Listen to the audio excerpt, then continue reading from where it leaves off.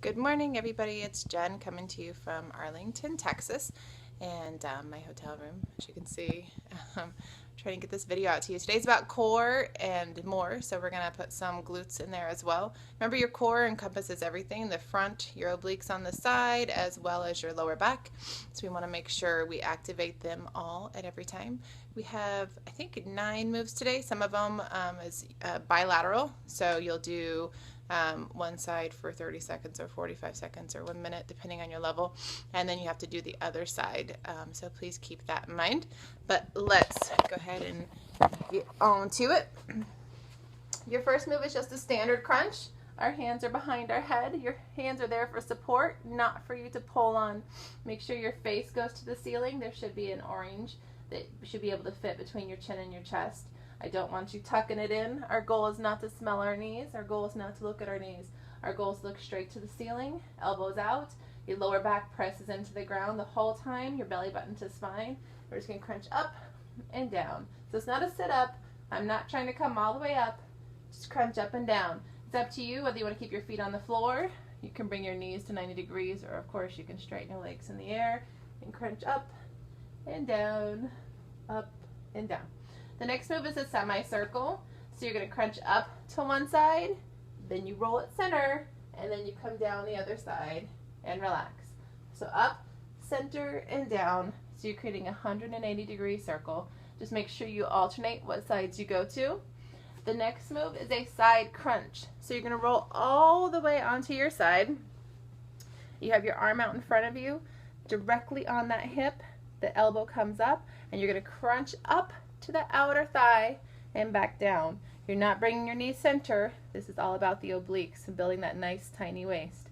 So you're going to crunch up here to the side and down, up and down. So each side is one interval. So if you do 30 seconds again, it's going to be on one side.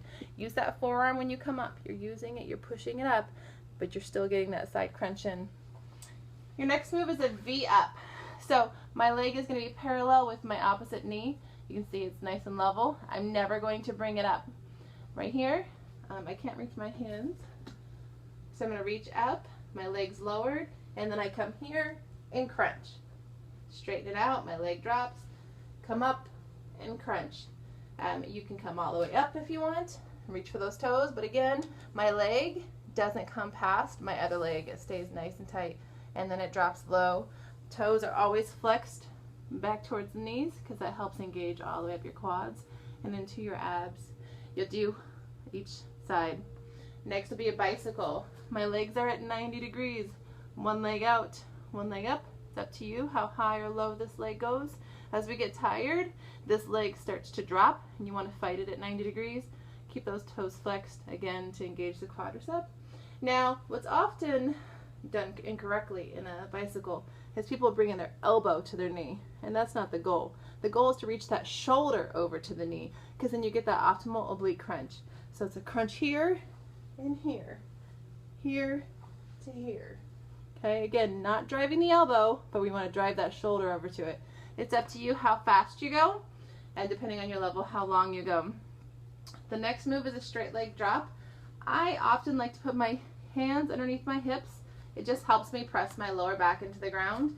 My toes are flexed back towards my knees, and I drop it nice and low, and then I bring it straight back up.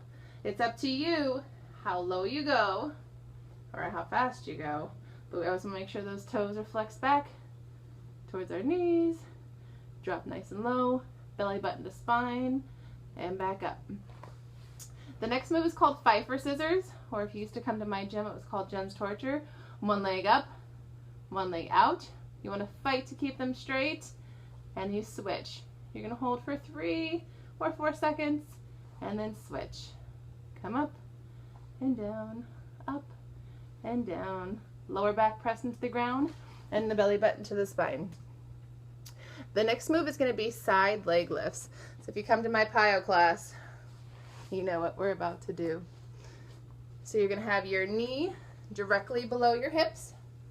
My left leg comes out, or your whatever leg. My shoulder comes right, my wrist comes right under my hand, and I have my arm reached in the air. You just can't see me. And we're just going to lift that leg to the ceiling.